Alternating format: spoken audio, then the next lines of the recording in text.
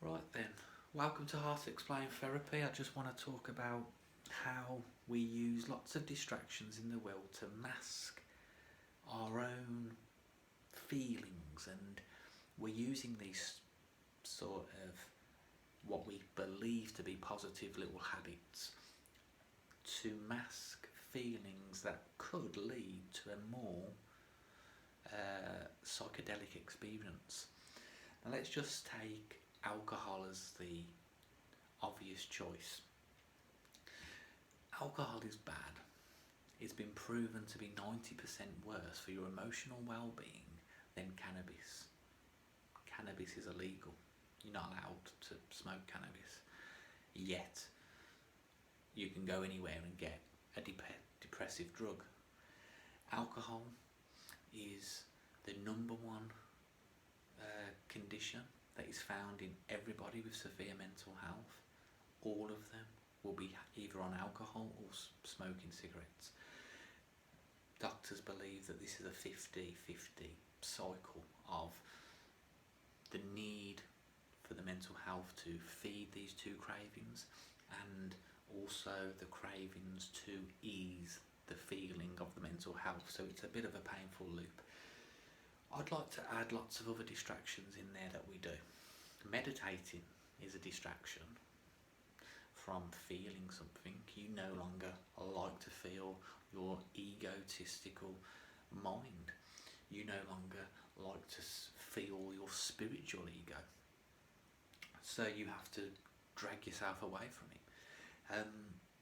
Even positive choices that we make are distractions. But there's a big difference. The drug in which you take in can either be a direct man-made mixed up substance or something that is pure, sort of environmental friendly, but more important, human friendly, humanity friendly. Doesn't really have a ring to it, does it? You'll have to think of an idea for that. But if you was to stop any drug for 30 days, you have a period of withdrawal symptoms. But scientific evidence has proved that within these 30 days, and possibly after about 20, you feel such an adrenaline rush, a serotonin boost, that you get a high that they reckon is actually 70 to 80% natural higher chemical reaction than you would on a similar drug like magic mushrooms or LSD or psychedelic. You're getting a psychedelic experience if you go drug free. Now, drug free, I think the most they label is the nicotine, alcohol, and the salt, sugar, caffeine sort of terrible high carb diet, and changing this to a plant-based diet and you basically looking after inhaling oxygen for the first time through your lungs rather than 25 cigarettes. But there's two reasons for this. There's one, you're disciplined to do something and carry out an act of quitting alcohol. They believe that being sober for the whole of October has actually had many people who said that they will never drink the same amount that they drank before, because they just, after the period, the absence of alcohol, the first drink again just tasted so awful. They could feel the side effects for the very first time. When you just drink all the time, you don't feel these side effects. The side effects actually become you, a little bit like your mental health becomes you. You don't really know that you're in it until you're in it. And you don't really know what you're in until it's gone. Now, the reason I'm saying this is, it seems obvious that we would want a psychedelic feeling naturally if it was free and legal. Then we would want a hangover or something shit, or our behaviour to be more depressive, a feeling to be more negative. I know people who can have 3 or 4 days where they're just stuck in a rut, drinking and not knowing there's any other life that exists for them. I know people who do the same with other addictive distractions like TV, social media, and I'm sure that when COVID is over, all these distractions will come back. People who are obsessed with the gym, that's a psychological problem that they're masking. And again, spirituality, yoga, these type of loving practices, they're mental distractions for a reason. And the only thing I'll say about some of them is they make you feel better than others. I would definitely say meditate instead of taking heroin. But I would also say make sure that you understand that as you meditate, you are just as bad as somebody who's on heroin. As in, like, not as in you're bad for meditating. What I mean is, make sure you're aware that the fact that you've gone so far through your egotistical and spiritual life that you've got to the point where only meditation makes you feel good in the day. Be aware that you're trying to alter the very fabrication of life.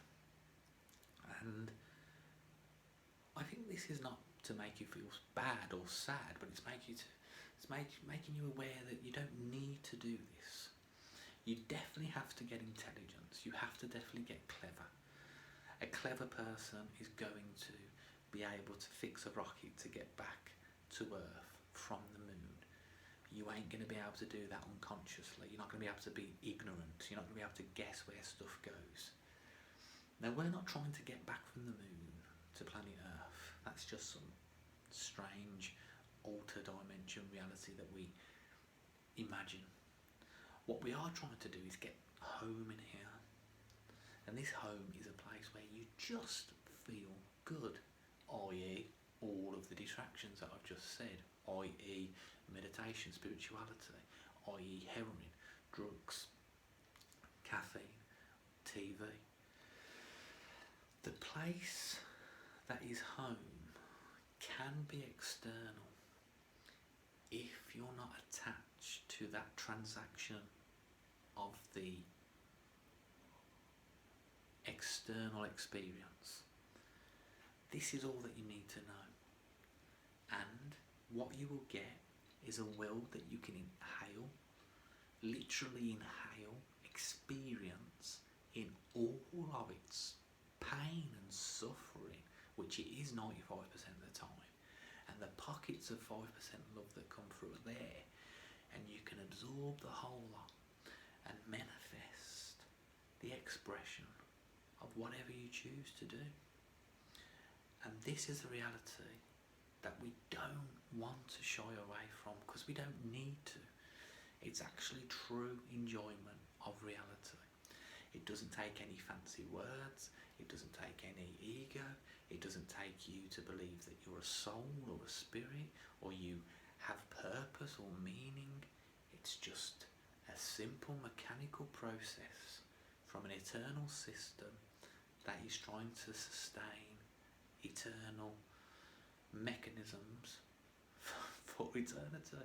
It's that simple, and it's achievable. It really is plausible if you realise that everything you do is masking yourself from this feeling, i.e. this video that tries to help people stop suffering from mental health under the observation that I myself is just trying to heal my direct pain via this video. And paradoxically, I am in pain all of the time. And paradoxically, that is love all of the time. And paradoxically, I don't have to alter my external reality and my internal habits to change any feeling, because that feeling will always be the bundle of illusions, perceptions that become possible and plausible possibilities for an eternal time. The moment of now, past, present and future, all combined into one. Being creative, being imaginative, going from God to God intertwined with God. Who knows? Who cares? That's the great thing about it. You don't actually have to care about the process in that detail. You just have to be aware that you need to go 30 days without drink to really feel the outside world in the way that you should feel it. And you can't go 30 days without a drink. You can't go 30 days without smoking. You can't go 30 days without meditating. You can't do the process of Powellology, which is experience reality in the moment every day for everything that it's worth. You can't hone into that. You have to be